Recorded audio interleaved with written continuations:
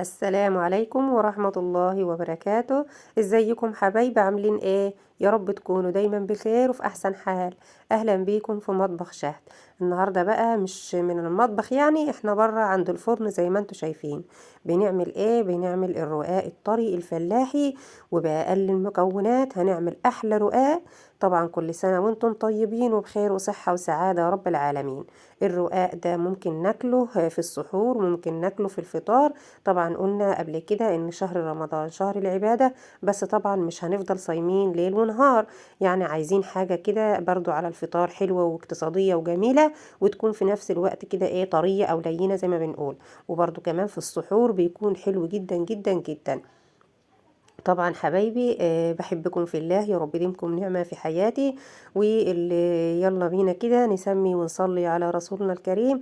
اللهم صل وسلم وبارك على سيدنا محمد وعلى آله وصحبه أجمعين. واللي ما حطش اللايك فضلا وليس أمرا، طبعا تحطوا لي اللايك لو طبعا انتوا شايفين ان استاهل اللايك. يلا بينا كده نبدأ ونشوف الفيديو بتاعنا، احنا هنعمل ايه ونخلي ايه ونعجن الرقاق ده ازاي، ونشوفه احنا هنعمله ازاي. طبعا مبدئيا كده انا قطعت مقطع كده من المقاطع علشان يعني ما اطولش عليكم الفيديو. كمية الدقيق دي حوالي من 4 كيلو دقيق. الدقيق ده العين الاولى على العين التانية. عجنت كده، طبعا نخلت الدقيق كويس جدا.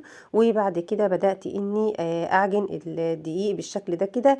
كان معايا في الحلة الصغيرة الاستانلس دي عبارة عن كيلو ونص من اللبن او الحليب زي ما بنقول. وبعد كده كملت بنص كيلو من المية، يعني نص لتر يعني.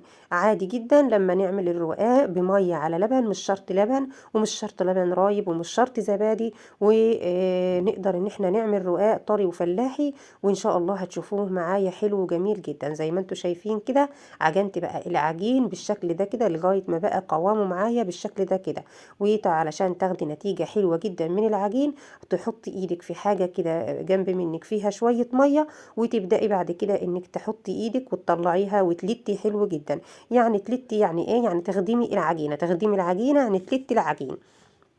ولتيته بالشكل ده كده وعجنته لغاية ما اخدت منه النتيجة الحلوة اللي انتوا شايفينها دي. طبعا كان قوامه مظبوط جدا، لا لين ولا يابس، علشان تاخدي منه نتيجة حلوة في الرح. يعني ايه الرح؟ زي ما شفتوني كده في بداية الفيديو. طبعا لما تعملي رقاق طري فلاحي طبعا بيكون مرحوح كده علشان يكون رقيق، مش تخين ولا حاجة، ويكون قوامه حلو. زي ما انتوا شايفين ببل ايدي وارجع اخدم العجينة تاني. طبعا انا هنا ما سرعتش المقطع ده، وحبيت اني يعني اجيبه معاكم كده علشان اللي حابب يعرف الخطوة دي. بحبكم في الله، يا رب ديمكم نعمة في حياتي. واوعوا تنسوا اللايك، بفكركم تاني فضلا وليس امرا. طبعا حبايبي، جبت بقى شوية الدقيق وجبت شوية السمنة، والكمية ال4 كيلو دقيق دولت اخدوا مني كيلو، اخدوا مني كوباية سمنة، اسفة جدا معلش. اخدوا معايا كوبايه سمنه، يعني كوبايه سمنه عملت بيها كيلو، ال4 كيلو دقيق دول. تقدري برضو تحطي سمنه على زيت، مفيش اي مشكله. مش شرط زبدة علشان نعمل الرقاق. مش شرط سمنة بلدي، مش شرط لازم. يعني أي حاجة تمشي بيتك بيها في الظروف الصعبة اللي احنا فيها. وربنا يرفع عنا الجلاء يا رب، اللهم أمين، وربنا يرحمنا برحمته الواسعة.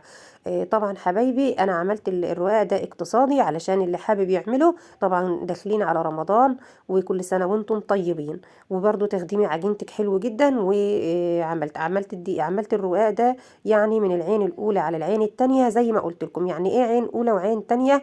احنا لما بناخد الغله هنا او القمح نروح نطحنه في المكنه، طبعا بيجي لنا كده ايه دقيق زيرو في اول شكاره، ودقيق خليط في تاني شكاره. انا خدت بقى شويه من الشكاره دي على شويه من الشكاره دي، لكن القرص والكيكات بعملها من اول شكاره، من اول عين يعني.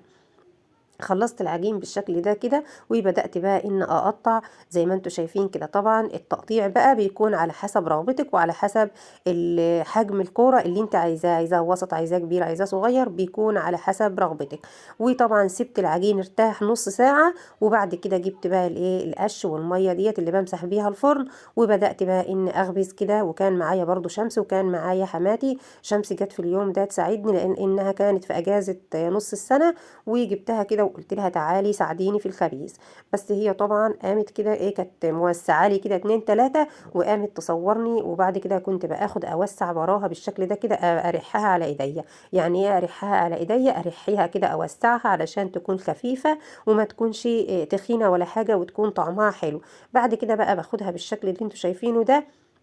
وهقول لك لو انت ما عندكيش الفرن ده او الفرن اللي هو الغاز اللي بالانبوبه، تقدري تخبزي على البوتاجاز عادي جدا. وانا عملت فيديو قديم على القناه لخبيز الرقاق على البوتاجاز. بتحط صينيه فرن عاديه، بتقلبيها على عين البوتاجاز ومن غير ما تمسحيها زيت ولا حاجه، وتبداي انك تخبزي عليها الاول كده على نار عاليه، وبعد كده بتخلي النار وسط، وبعد كده تخبزي على الصينيه عادي جدا، وتقلبي الرقاقه. طبعا هتقلبيها، لكن هنا في الفرن طبعا الفرن مولع من فوق ومن تحت، بيطلع الرقاقه حمراء من فوق ومن تحت.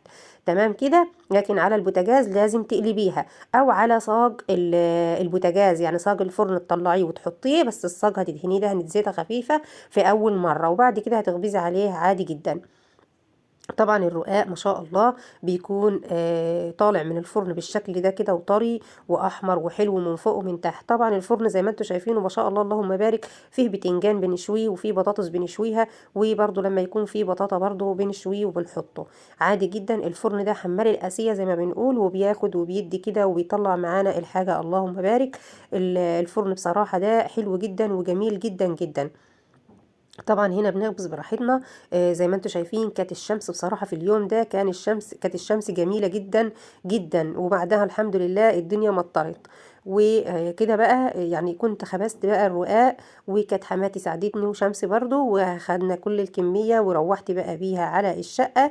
وبدأت بقى ان اعمل ايه، اني اعبيها. يعني ايه اعبيها بقى، طبعا هتحتفظي بيها في الاكياس ماشي، هتحتفظي بيها هتاكليها على طول برضو ماشي اللي يريحك. وطبعا انا لما بخبز بحتفظ بكمية كده في الفريزر، علشان طبعا في اي وقت كده بنطلعها. وبرضو زي ما قلت لكم بتنفع جدا في فطار رمضان وفي سحور رمضان.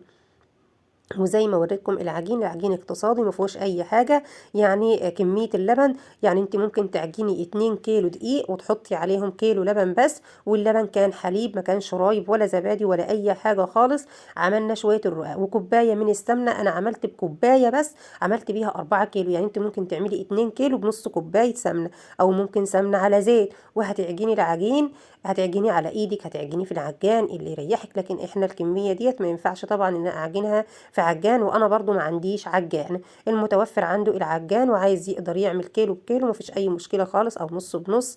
يعني اعملي اللي يريحك واللي انت عايزاه. اللهم بارك. زي ما انتم شايفين شكل الرقاق طري جدا واحمر من فوق ومن تحت، جميل جدا جدا. طبعا انا بحطه كله على بعضه كده، وبعد كده باخد بقى الكميه اللي انا عايزاها واعبيها في الاكياس دي. طبعا انا قلت لكم قبل كده ان الاكياس ديت متوفره عندي، وبجيب فيها العيش بتاع اليوم، وعبيتهم بالشكل ده كده طريين وجمال. بس حطيت كل كيسين في قلب بعض علشان برضو الفريزر والتلج. ولغاية هنا الفيديو انتهى. السلام عليكم ورحمة الله وبركاته.